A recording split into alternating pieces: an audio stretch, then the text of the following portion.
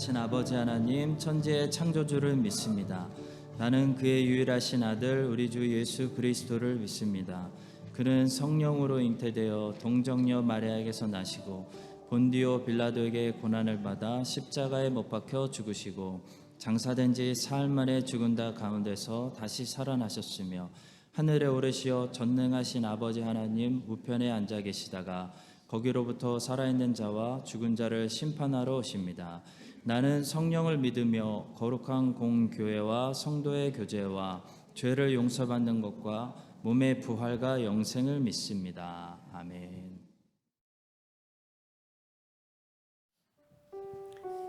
오늘도 주님께 저희의 마음을 솔직히 고백하며 나갑니다. 지금 저희가 드리는 찬양은 우리의 마음을 우리가 볼 수 없어서 주님을 볼 수 없습니다라고 고백합니다. 이 땅에 살기 때문에 이 땅만 보다가 주님 손을 놓칩니다. 나그네로 왔는데 왜 이렇게 주저앉게 됐는지 모르겠습니다. 다 같은 마음이라고 저는 생각해요. 여러분들 용기를 주시고 주님이 그 마음에 주신 좋은 하트를 우리가 다시 부흥시키며 그 마음을 달라고 기도하면서 또 찬양하면서 나갑니다.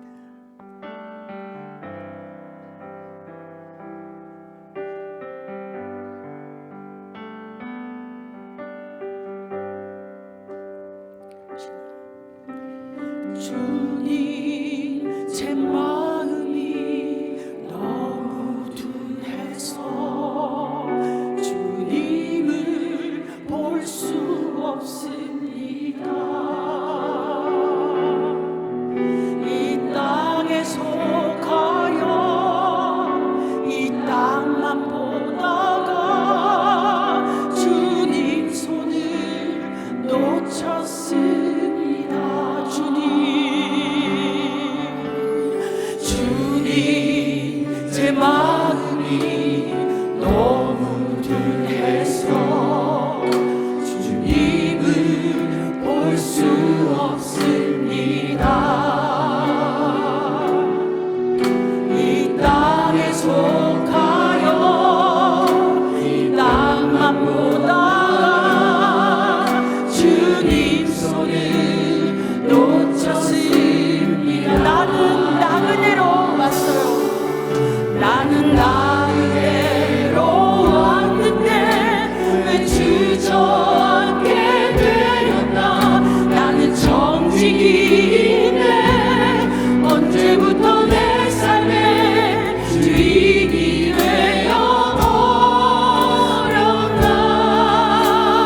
되어버렸나. 믿음이 없이는 기쁘시게 못하나니 모든 수고도 다 헛될 뿐이라. 믿음이 없어서 무너진 삶의 모든 자리에 다시 주님을 기다립니다.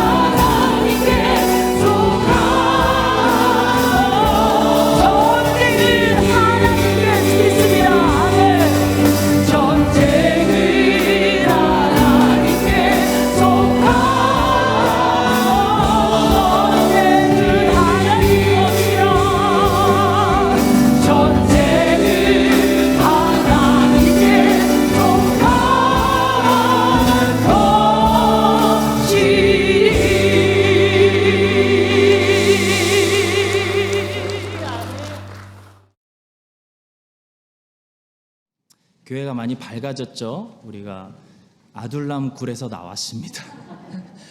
자, 오늘 2부 예배 후에 정기 당회하도록 하겠습니다. 우리 전도사님들 휴가 갑니다. 다음 주 주일에는 우리 제이 주니어스와 제이 키즈 예배 따로 드리지 않겠습니다. 다음 주에는 아이들이 부모님과 함께 본당에서 예배 드릴 수 있는 훈련 받을 수 있도록 우리 부모님들 인도해 주시기를 부탁드리겠습니다. 이번 주 금요일에는 성령 대망회로 경배와 찬양팀과 함께 금요 저녁 예배 드리도록 하겠습니다. 많은 참석 바랍니다. 오늘 저녁 7시부터 본당에서 존 칼빈 신학교 오랜만에 다시 개강하도록 하겠습니다. 우리 중요한 또 교리에 대해서 공부하고 역사에 대해서 공부하도록 하겠습니다. 많은 참석 바랍니다. 8월 큐티 책이 도착했습니다. 신청하신 분들 꼭 픽업해 주시고요.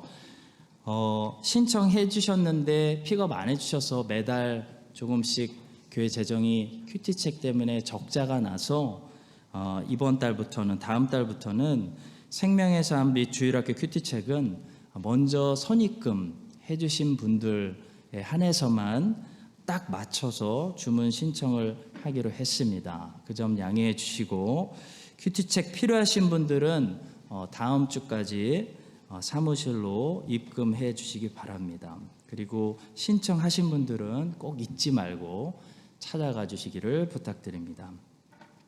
8월 트래킹은 쉬도록 하겠습니다. 사무엘상 18장 6절부터 16절의 말씀입니다. 6절부터 16절까지 우리 한 목소리로 합독하겠습니다. 무리가 돌아올 때 곧 다윗이 블레셋 사람을 죽이고 돌아올 때에 여인들이 이스라엘 모든 성읍에서 나와서 노래하며 춤추며 소고와 경세를 가지고 왕 사울을 환영하는데 여인들이 뜬을 노래하여 이르되 사울이 죽인 자는 천천히요 다윗은 만만이로다 한지라. 사울이 그 말에 불쾌하여 심히 노하여 이르되 다윗에게는 만만을 돌리고 내게는 천천만 돌리니 그가 더 얻을 것이 나라 말고 무엇이냐 하고 그날 후로 사울이 다윗을 주목하였더라. 그 이틀날 하나님께서 부리시는 악령이 사울에게 힘있게 내림에 그가 집안에서 정신없이 떠들어대므로 다윗이 평일과 같이 손으로 수금을 타는데 그때 사울의 손에 창이 있는지라. 그가 스스로 이르기를 내가 다윗을 벽에 박으리라 하고 사울이 그 창을 던졌으나 다윗이 그의 앞에서 2번 피하였더라. 여호와께서 사울을 떠나 다윗과 함께 계심으로 사울이 그를 두려워한지라. 그러므로 사울이 그를 자기 곁에서 떠나게 하고 그를 천부장으로 삼음에 그가 백성 앞에 출입하며 다윗이 그의 모든 일을 지혜롭게 행하니라. 여호와께서 그와 함께 계시니라. 사울은 다윗이 크게 지혜롭게 행함을 보고 그를 두려워하였으나 온 이스라엘과 유다는 다윗을 사랑하였으니 그가 자기들 앞에 출입하기 때문이었더라. 아멘.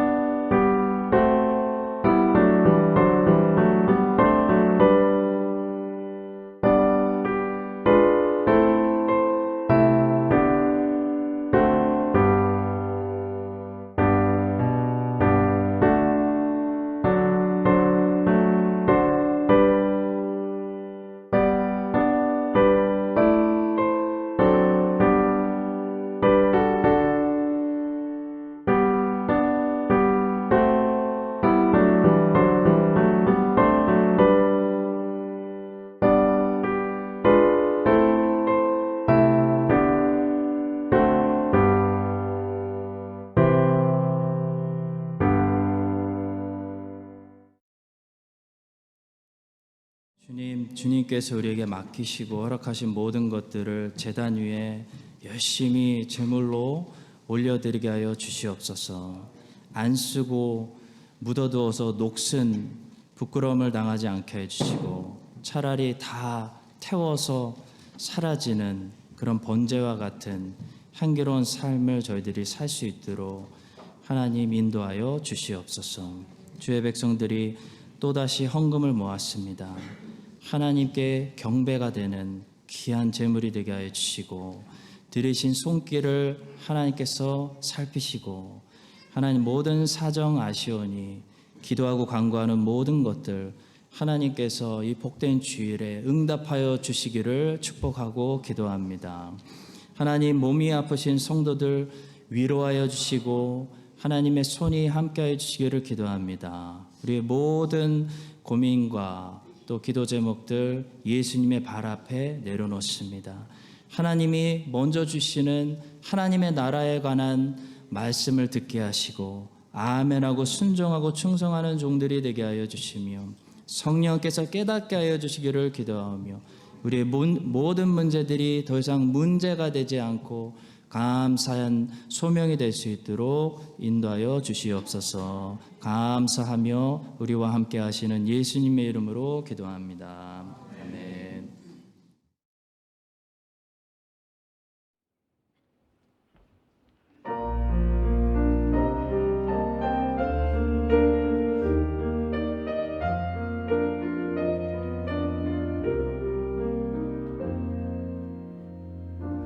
나의 영혼 잠잠히 하나님만 바라며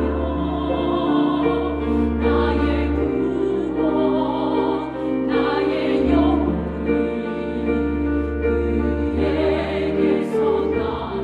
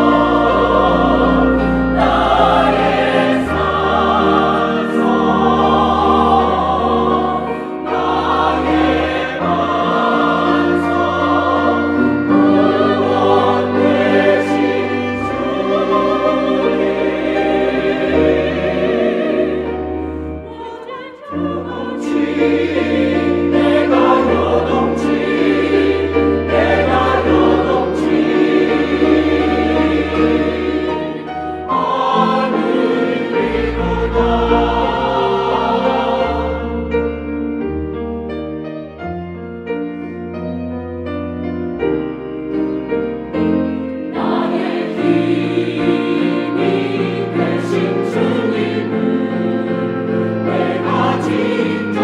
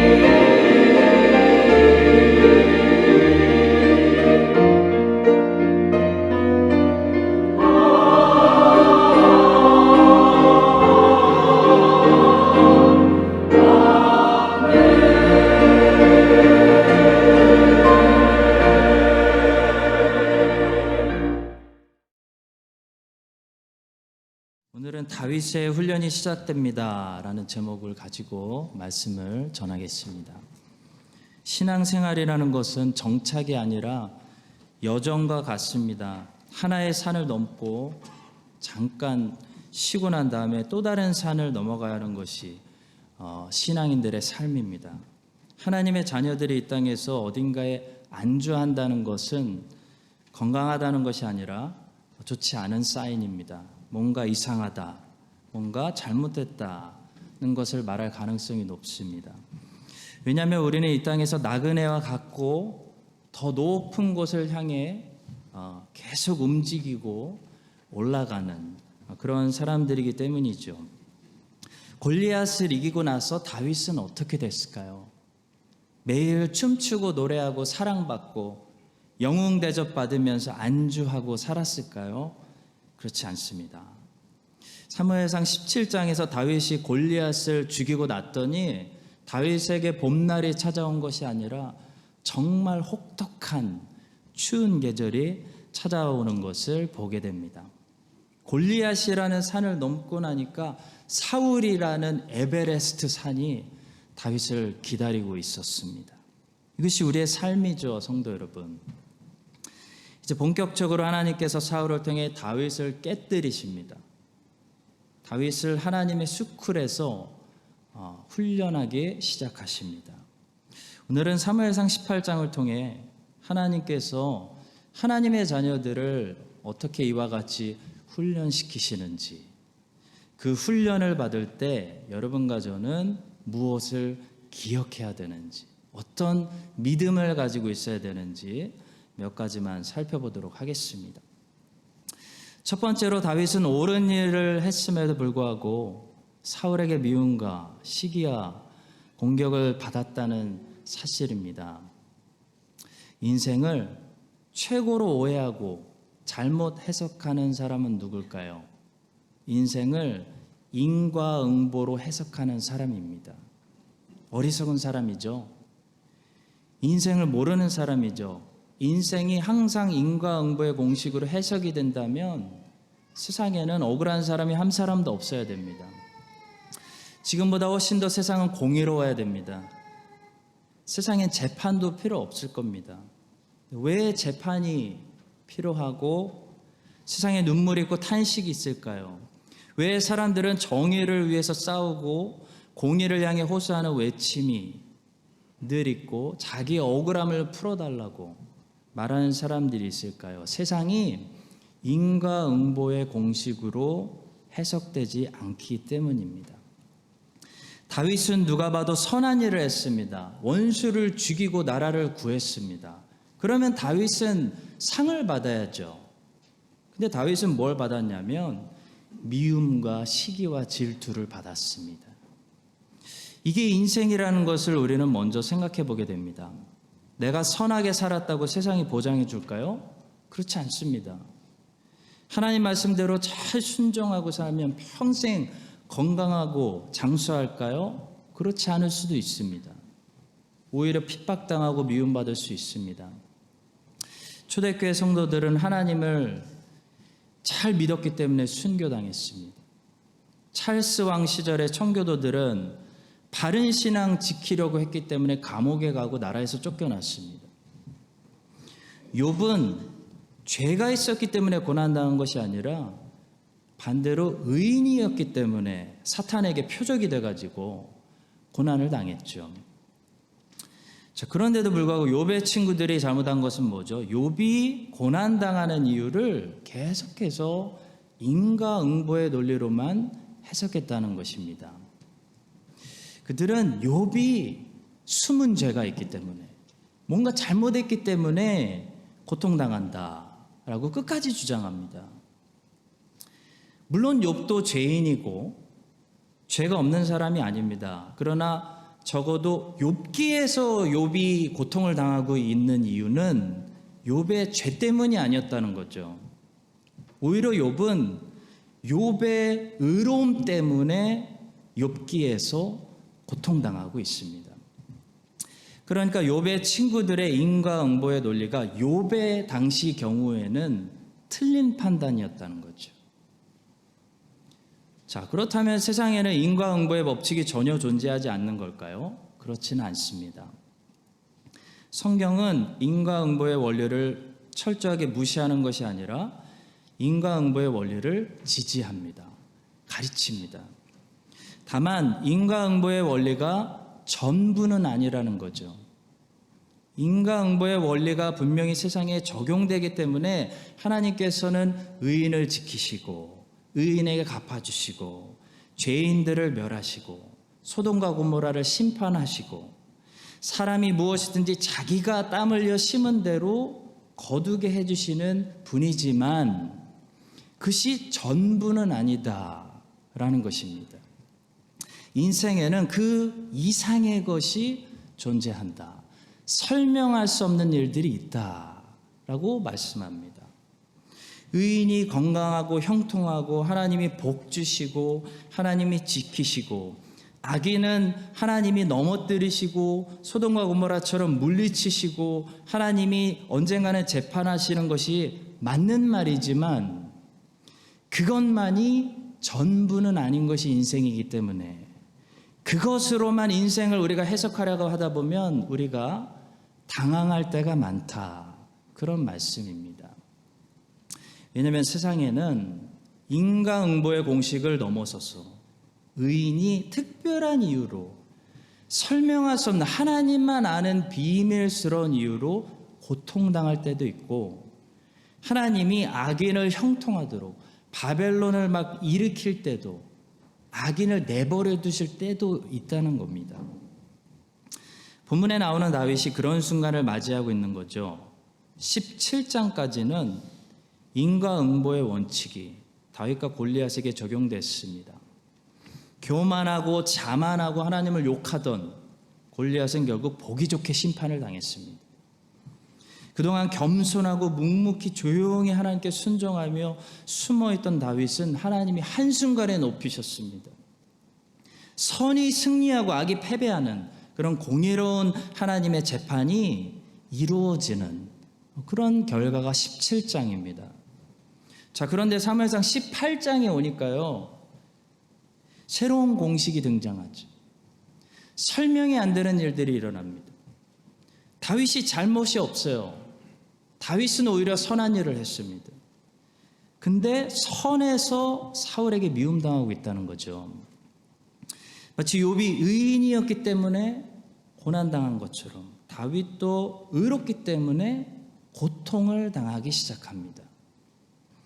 성도 여러분, 이렇게 의인에게 고난이 올 때, 의로움 때문에 고통당할 때, 그러니까 우리의 죄 때문에 우리가 마땅히 고생하는 거 말고 하나님의 자녀이기 때문에 세상에서 손해보고 억울함당하고 미움당하고 핍박당하고 채찍질당하고 바울과 실라처럼 두들겨 맞을 때, 복음 때문에 핍박당할 때 우리는 무엇을 기억해야 될까요? 우리는 그때 이유를 알려고 하지 말고 인내할 생각을 해야 됩니다. 많은 사람들이 하나님 말씀 순종하는데 고난이 오고 공격이 오고 형통함이 깨지고, 그럼 제일 먼저 뭐부터 생각하냐면 어찌하여 주께서 이런 고난을 주십니까? 라고 이유를 묻습니다. 설명을 달라는 거죠. 욥의 친구들도 그랬어요. 욥이 고난당하는 그 이유를 알고 싶어서 하나도 유익이 없는 그 긴 말들을 쏟아냈습니다. 욥을 위로할 생각은 안 하고 욥이 인내할 수 있도록 격려할 생각을 안 하고요. 욥이 왜 고난당하는지, 그 이유가 그렇게 중요하다고 하나님이 하나도 도움이 되지 않는 그런 대화만 나눈 거죠. 하나님은 우리는 욥이 왜 고난당하는지 그 서두를 우리는 보기 때문에 알고 있지만 하나님은 욥기가 끝날 때까지 욥에게는 욥이 왜 고난당했는지 이유를 설명해 주시지 않습니다. 욥은 결국 끝까지 자기가 왜 고난당했는지, 사탄이 하나님한테 가서 그거 모르고 끝난 겁니다. 성경은 우리가 당하는 고난의 이유에 대해서 답을 주지 않습니다. 근데 성경은 고난을 어떻게 견딜 수 있는지, 어떻게 극복할 수 있는지 말씀합니다. 바로 하나님을 알고 하나님과 관계를 맺고 하나님 끝까지 신뢰하고 하나님을 믿으라, 인내하라, 하나님을 기다리라 라고 말씀합니다. 성도 여러분, 다윗처럼 이유도 알 수 없는 이런 황당한 고난을 당할 때 왜 고난을 주시는지 그 길로 가시면 안 됩니다. 그 길은 막다른 골목입니다. 답이 없는 질문입니다. 하나님이 절대로 안 가르쳐 줍니다. 대신 하나님은 우리가 고난당할 쯤에 무엇을 주시겠다고 약속하셨죠? 피할 길을 주시겠다고 말씀하셨습니다. 사울이 갑자기 미쳐서 왜 나에게 창을 던지지? 그 이유는 다윗이 몰라도요, 사울로부터 오늘은 어떻게 도망가야 되는지 피할 길을 하나님이 다윗에게 주신다는 거죠. 그것이 하나님의 약속입니다. 성도 여러분, 고난당할 때 이유를 알려고 하지 말고 인내합시다. 고난당할 때 키워드는 이유가 아니라 인내입니다. 하나님 왜? 라고 질문하지 말고 하나님 그래서 어떻게 할까요? 오늘은 어떻게 할까요? 라고 질문해야 됩니다. 자, 인내할 때 우리가 꼭 기억해야 되는 한 가지 사실이 있는데요. 바로 인내는 우리의 의지가 강하다고 되는 문제가 아니라는 겁니다. 많은 사람들이 인내하지 못하고 끈기가 없는 이유를 자신의 의지가 약하기 때문이라고 생각해요. 그래서 자꾸 의지를 강하게 해서 끈기를 키우려고 합니다. 그래서 작심삼일이라고 하죠. 그런데 작심삼일이라고 합니다. 아무리 의지에 새로운 동기를 부여하고 막 어디 가서 자극을 받고 의지를 새롭게 해도요, 사람은 3일만 지나면 의지가 내 마음대로 안 되는 거예요. 그래서 또 포기합니다. 또 그만둡니다. 그리고 그 다음부터는 자기를 원망하기 시작합니다. 나는 이렇게 끈기가 없는 놈이야. 나는 인내심이 없어. 나는 결심을 끝까지 지키지 못해. 이렇게 생각합니다. 성도 여러분, 인내와 끈기의 힘을 의지에서 얻으려고 하시면 안 됩니다. 의지가 문제가 아닙니다. 의지는 끈기와 아무 상관이 없습니다. 의지는 힘이 아니라 방향이에요. 의지는 내가 이쪽을 가겠다라는 방향 설정이지, 의지는 그 방향으로 나가게 해주는 힘이 아니기 때문에 의지를 가지고 끝까지 버티려고 하고 인내하려고 하면, 끈기력을 발휘하려고 하면 100번 실패하는 겁니다. 다이어트도 의지로 하려니까 안 되는 거예요. 의지가 육체 욕구보다 약합니다. 못 이깁니다. 음식을 사랑하고 있는데 끊어야지. 안 됐다니까요. 못 끊어요. 자, 인내와 끈기는 의지로부터 힘을 얻는 것이 아니라 사랑으로부터 나오는 겁니다. 사랑해야 돼요. 사랑이 힘입니다. 하나님을 사랑하고 하나님께 사랑을 충만히 받아야 돼요. 하나님의 사랑으로 내가 충만하면 그 사랑 때문에 어려운 일을 견딜 수 있는 힘이 나오는 겁니다. 그 사랑이 견딜 수 있는, 무엇이든지 견딜 수 있는 인내와 끈기를 우리 안에 만들어줍니다. 아빠가 회사를 사랑해서 회사에서 버티는 게 아닙니다. 모르셨죠? 아빠는 아내를 사랑하고 자식들을 사랑해서 회사에서 버티는 거예요. 마찬가지로 다윗은 사울을 사랑해서 사울을 참는 게 아닙니다, 여러분. 다윗이 어떻게 사울을 참을 수 있냐면요, 하나님 사랑이 다윗 가슴에 넘치는 거예요. 다윗은 하나님으로부터 넘치는 사랑을 받고 있어요. 그리고 하나님을 정말 힘을 다해 사랑하고 있습니다. 그러니까 사울이 용서가 되는 거예요. 그래서 사울을 참을 수 있는 겁니다.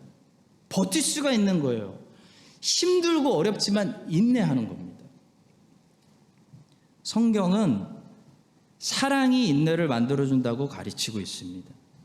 성경은 놀랍게도 사랑에 대해서 가르칠 때마다 제일 먼저 인내로 시작하고 인내로 끝납니다. 끈기가 사랑에서 나온다는 말씀입니다. 고린도전서 13장 4절은 사랑에 대해서 제일 먼저 이런 표현을 씁니다. 사랑은 오래 참고. 고린도전서가 사랑을 정의하는데요, 제일 처음으로 사용하는 단어가 오래 참음입니다. 사랑은 인내라는 겁니다. 사랑은 제일 먼저 우리 안에 인내를 만들어낸다는 겁니다.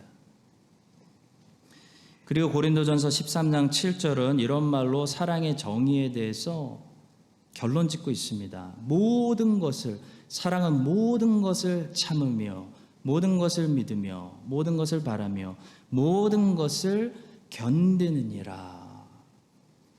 사랑의 시작과 끝은 인내입니다. 사랑 때문에, 사랑이 충만한 사람은 사랑 많이 받은 애들은 학교 가서 불링당해도 참는다는 거예요. 무너지지 않는다는 거예요. 인내하고 견딜 수 있는 힘이 나온다는 거예요. 사랑은 참을 수 있는 힘이기 때문입니다. 요한복음 13장 1절은 이렇게 말씀합니다.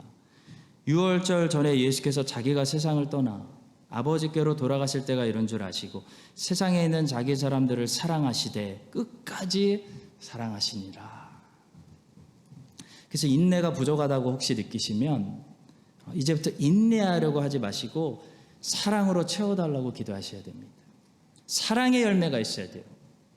포기하고 싶을 때, 그만두고 싶을 때, 끈기가 없을 때, 자주 포기하는 내 자신을 발견할 때 사랑을 점검해야 돼요. 나 사랑 많이 받은 사람인가? 하나님 사랑이 내 안에 충만한가? 사랑하지 않으니까 포기하는 겁니다. 사랑하지 않으면 인내도 못합니다. 여러분과 제가 이 사실을 기억하고요, 선한 일을 했는데도 이 땅에서 고난당하고 설명할 수 없는 그런 어려움이 올 때 놀라거나 억울해하지 마시고 인과응보가 왜 아니지? 그리고 놀라지 마시고요, 그 이유와 설명도 묻지 마시고 하나님이 설명 안 해주세요. 인내하고 하나님을 끝까지 신뢰하고 버텨야 되는데요, 어떤 힘으로 우리가 인내하고 버틸 수 있습니까? 바로 다윗처럼 하나님을 뜨겁게 사랑해야 됩니다. 하나님 뜨거운 사랑이 고난 중에서도 우리의 심령 가운데 막 폭포수처럼 부어주심이 있어야 견딜 수가 있습니다. 여러분과 저에게 하나님의 사랑이 폭포수처럼 충만히 부어줘서 어떤 고난도 사울도 능히 견뎌내고 이겨낼 수 있는 그런 인내의 열매를 우리 안에 주시기를 모든 고난을 참아내신 예수님의 이름으로 간절히 축복합니다. 자, 두 번째로 본문은 하나님의 섭리를 보여주고 있습니다. 자, 근데 하나님의 섭리란 단어는 뭐냐면요, 정확히 이런 뜻이에요. 하나님께서 창조하신 세상을 하나님께서 주권적으로 다스리고 통치한다. 이게 하나님의 섭리입니다. 하나님은 자기가 만든 세상 속에서 조금도 통치권을 빼앗기시는 분이 아니십니다. 하나님은 컨트롤을 잃어버리신, 세상의 컨트롤을 잃어버리신 분이 아니라는 거예요. 조금도. 그것이 하나님의 섭리입니다. 하나님이 80% 통치하고 10%는 인간이 자유의지를 가지고 통치하고 10%는 공중의 권세 잡은 자가 사탄이 통치한다 라고 생각하시면 이원론, 듀얼리즘을 믿고 있는 겁니다. 기독교 신앙이 아니에요. 기독교는 하나님이 선을 다스리시고 악은 사탄이 다스린다 라고 절대로 말하지 않습니다. 기독교 하나님은 선과 악을 다스리세요. 악도 선하신 하나님의 계획에 따라 제한하시거나 허락하심으로 두 가지 방법으로 도구로 사용하세요. 그것이 기독교의 하나님입니다. 그러니까 사탄의 존재는 이렇게 상상하시면 돼요. 줄에 완전히 묶여있는 여기 미친 진돗개를 상상하시면 됩니다. 이 진돗개는, 미친 진돗개는 쉬지도 않고 다른 생각도 없고 항상 우리를 물려고 하는 거예요. 항상 우리를 물려는 한 가지 생각만 가지고 있습니다. 그래서 만약에 풀어놓는다면 우리를 100% 해칩니다. 그러나 이 진돗개가 완전히 컨트롤되어 있다는 거예요. 줄에 묶여 있다는 거예요. 그래서 하나님이 풀어놓으시는 만큼만 허락 안에서 활동을 할 수가 있습니다. 하나님이 만약에 묶어버리시면, 제한해버리시면 전혀 활동을 할 수가 없는 거예요. 전혀 우리를 해칠 수가 없는 거예요. 이것이 하나님의 섭리입니다. 따라서 우리가 하나님의 섭리를 믿는다는 것은 세상에 일어나는 모든 악한 일들도 하나님의 허락 안에서 일어나는 것이고, 하나님은 저 악한 일들도 선하게 사용하셔서 하나님이 구원하시는 사랑하시는 자녀들을 위해서 협력하여 선을 이루게 하신다. 이런 믿음을 우리가 가져야 하는 것입니다. 자, 본문에 보니까 사울은 다윗을 죽이려고 계속 함정을 파고 있습니다. 다윗 죽으라고 사울이 위험한 전쟁터로 보내고 있는 겁니다. 자, 그런데 재밌는 것은 보세요. 다윗은 안 죽어요. 그게 문제예요, 사울에게는. 죽으라고 자꾸 보내는데 안 죽어요. 오히려 블레셋 사람들을 다윗이 죽이고 더 많은 승리를 거두면서 다윗은 더욱 승승장구하게 됩니다. 보세요, 여러분. 사울의 시기, 사울의 질투, 사울의 계략, 핍박, 이 모든 것이 다윗에게 해를 끼치려는 사울의 계략이었습니다. 근데 하나님이 그것을 어떻게 사용하고 계시냐면, 사울의 시기와 계략과 핍박 얻어맞아도 다윗이 더 높아지는 거예요. 다윗이 더 인정받게 돼요. 이스라엘 사람들이 다윗을 더 사랑하게 만드는 그런 재료와 도구가 되게끔 하나님이 사울의 계략을 바꾸고 계시다는 겁니다. 우린 이런 하나님을 신뢰하며 신앙생활하고 있는 것입니다. 고난을 당할 때도, 공격을 당할 때도, 세상에 어떤 일들이 일어나도 저 사울의 창도 선한 것으로 나에게 적용이 되도록 바꾸시는 하나님을 신뢰하고 있는 거예요. 그것이 하나님의 섭리를 믿는, 고난 중에 하나님의 자녀가 믿어야 하는 믿음입니다. 구약의 이스라엘 백성들의 신앙을 보면 항상 이런 하나님의 섭리를 믿는 믿음을 가지고 있었습니다. 하나님의 작정과 섭리를 얘기할 때 개역신학은 하나님을 호칭할 때 제1원인자라는 말을 사용하는데요. 이 말은 모든 책임이 하나님께 있다. 약한 것들이 일어나는 모든 책임이 하나님이 한 거다라는 말이 아니라 하나님의 허락 없이는 아무 일도 일어날 수 없다라는 것을 말하는 것입니다. 이것이 히브리 사람들의 신앙이었습니다. 예를 들어 예레미야가 1장을 보니까요. 바벨론 포로의 원인, 바벨론 사람들이 쳐들어와서 이스라엘이 유다가 망한 이 재앙의 원인이 이스라엘의 죄에 있음을 먼저 예레미야 애가 1장은 고백하고 있습니다. 그래서 예레미야 애가 1장은 이스라엘의 죄를 한탄하고 있는 장입니다. 우리가 죄져서 이렇게 됐습니다. 우리 책임입니다. 하나님 책임이 아니라 우리 책임입니다. 이게 예레미야 애가 1장이에요. 자, 그런데 예레미야 애가 2장으로 가시면 이제는 바벨론 포로의 원인이 궁극적으로 하나님께 있음을 고백합니다. 하나님이 제1원인자라는 거예요. 이 사건에. 그래서 자꾸 주께서라는 말이 등장합니다. 슬프다. 주께서 어찌 그리 진노하사 딸 시온을 구름으로 덮으셨는가. 이스라엘의 아름다움을 하늘에서 땅에 던지셨으며 그의 진노의 날에 그의 발판을 기억하지 아니하셨도다. 주께서 야곱의 모든 거처들을 삼키시고 긍휼히 여기지 아니하셨으며 노하사 딸 유다의 견고한 성체들을 허물어 땅에 엎으시고 나라와 그 지도자들을 욕되게 하셨도다. 자, 야곱의 모든 거처들을 삼켜버리고 긍휼히 여기지 않고 지도자들을 욕되게 하고 칼로 친 사람은 주가 아니라 바벨론이었습니다. 근데 어찌하여 이스라엘 사람들은 예레미야 예가 2장으로 넘어가면 주께서 그렇게 하셨습니다 라고 고백하고 있을까요? 바로 하나님의 섭리를 믿는 믿음 때문입니다. 히브리 사람들이 이렇게 고백하고 있는 것은 바벨론 포로와 예루살렘 멸망에 대한 책임이 하나님께 있다고 지금 컴플레인하고 있는 것이 아니라 예레미야 1장에서 애가 1장에서 멸망의 책임은 이미 자신들의 죄에 있다고 고백했습니다. 2장에서 주께서 이렇게 하셨습니다 라고 고백하고 있는 것은 하나님의 섭리를 향한 그들의 신앙이 들어있었기 때문입니다. 한마디로 이런 신앙 고백을 하고 있는 거죠.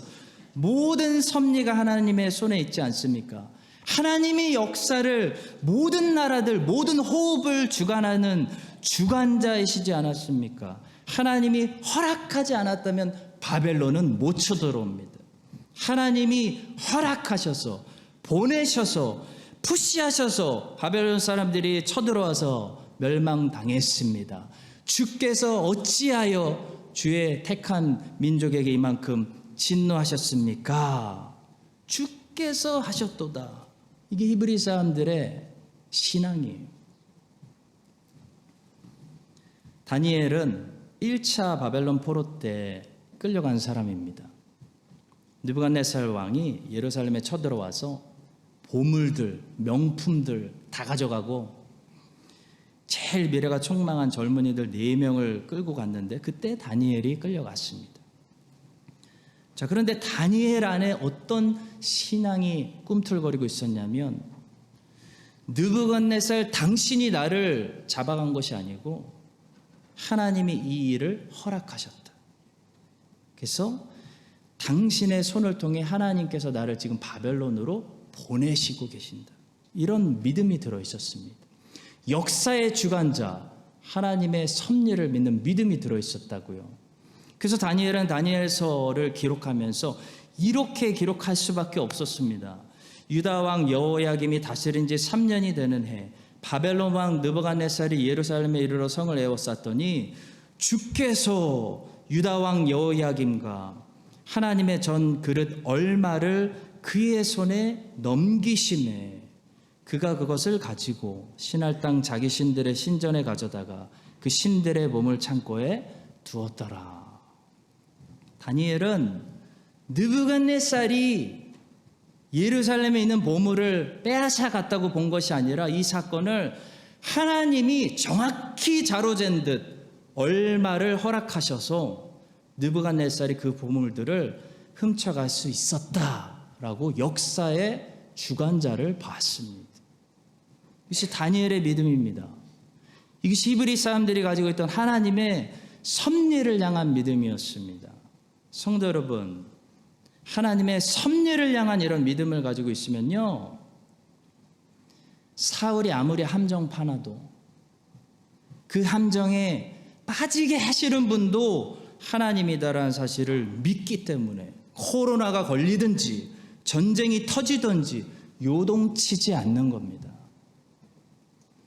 주께서 얼마를 그의 손에 넘기심에 이런 일이 지구에 일어나고 있습니다 라고 고백할 수 있는 거죠. 여러분과 저에게 세상에 어떤 일이 일어나도 이것은 주께서 허락하셨기 때문에 컨트롤과 통치권을 조금도 빼앗기지 않으시는 전능하신 하나님께서 허락하셨기 때문에 얼마를 그의 손에 넘기셨기 때문에 일어난 일이고, 주님께서는 그 악한 재료들도 사용하셔서 주께서 구원하시고 택하시고 사랑하시는 자녀들을 위해 결국 모든 것이 협력하여 선을 만들 거라는 그 믿음을 고백할 수 있는 여러분과 저의 신앙이 될 수 있기를 예수님의 이름으로 간절히 축복합니다. 자, 마지막으로 짧게 하나님께서 다윗에게 왜 이런 훈련을 허락하고 계실까요? 바로 하나님이 다윗을 너무 사랑하시기 때문입니다. 사랑과 편애는 다릅니다. 편애는 자기를 위한 것이고 사랑은 그 사람, 상대방을 위한 것입니다. 많은 부모들이 자식을 사랑한다고 생각하지만 사실 사랑하지 못하고 편애하는 경우가 많이 있습니다. 야곱도 그랬습니다.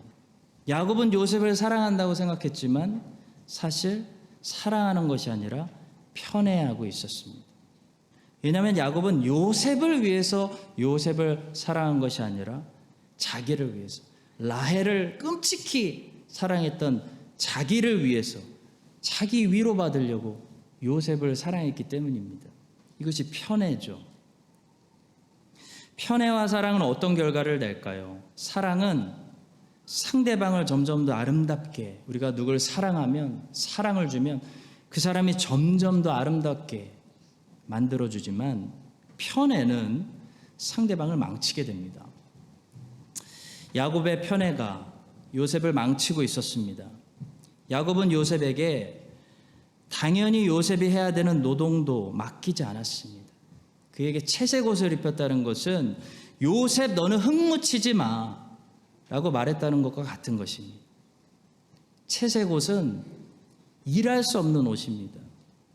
요셉은 야곱의 밑에서 다른 사람들을 섬기고 봉사할 기회가 전혀 없었습니다. 그는 고자질하고 일러 바치는, 다른 종들의 섬김만 받는 그런 얄미운 동생이 되어가고 있었습니다. 성도 여러분, 하나님은 우리를 편애하시는 것이 아니라 진심으로 우리를 사랑하시기 때문에 우리에게 채색 옷을 입히지 않으십니다. 하나님은 반대로 우리의 채색 옷을 막 벗겨버리시고 엄마 아빠가 입혀놨던 채색 옷 다 찢어버리시고 흙을 묻히게 하시고 다른 사람들을 섬기는 방법, 다른 사람들을 봉사하는 방법을 제대로 배우게 하십니다. 다윗을 보십시오. 다윗은 사울을 섬기고 있습니다. 이스라엘 백성들을 섬기는 사람으로 훈련받고 있습니다. 다윗의 직책이 계속 업그레이드 되고 있는 것을 보시기 바랍니다.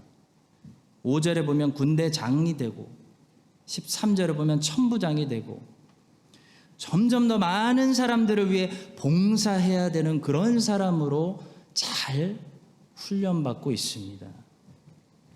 5절과 14절은 다윗이 무슨 일을 하든지 지혜롭게 행했다. 잘 하나님의 뜻대로 훈련받았다라는 말씀입니다. 그러니까 나중에 아둘람굴에 제일 상처받고 제일 눌려있는 사람들 400명 다 모여도 다윗이 섬길 수 있는 거죠. 사랑하는 성도 여러분, 우리 자녀들 키우시는 부모님들, 우리 잘 기억합시다. 우리 자녀들을 향한 우리의 사랑이 나의 만족을 위한 사랑이라면 야곱처럼 우리는 우리 자녀들에게 채색 옷을 입혀서 네가 왜 다른 사람들을 섬겨야 돼? 다른 사람들이 너를 섬길 수 있게 하란 말이야.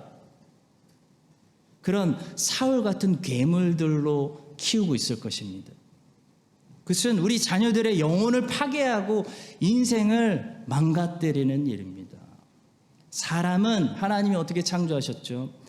많은 사람들을 유익하게 해줄 때, 자기만을 위해서 사는 것이 아니라 많은 사람들을 위해 봉사해 줄 수 있는 그런 사람이 될 때 가장 예수님처럼 아름답고 본인도 가장 행복할 수 있게 하나님이 만드셨습니다.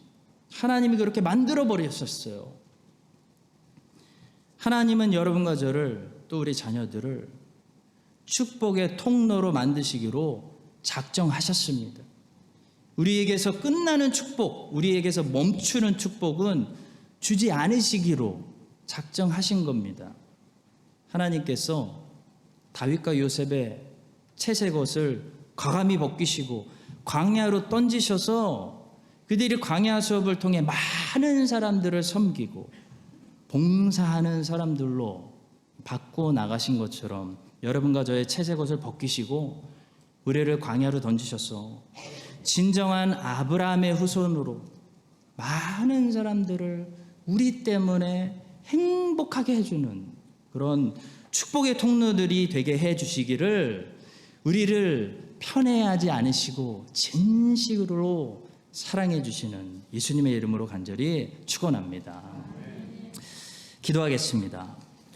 우리를 진정으로 사랑해 주시는 예수님 감사합니다.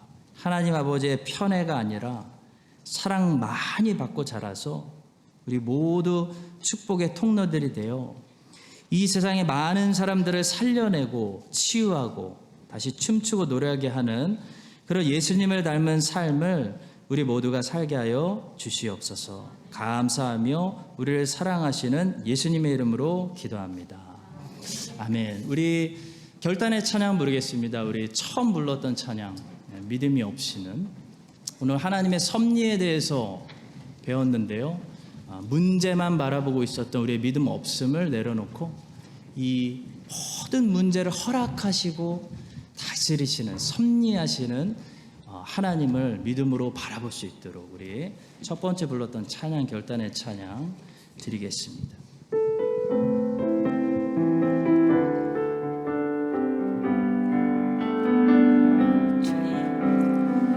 주님 제 마음이 너무 둔해서 주님을 볼 수 없습니다. 이 땅에 속하여 이 땅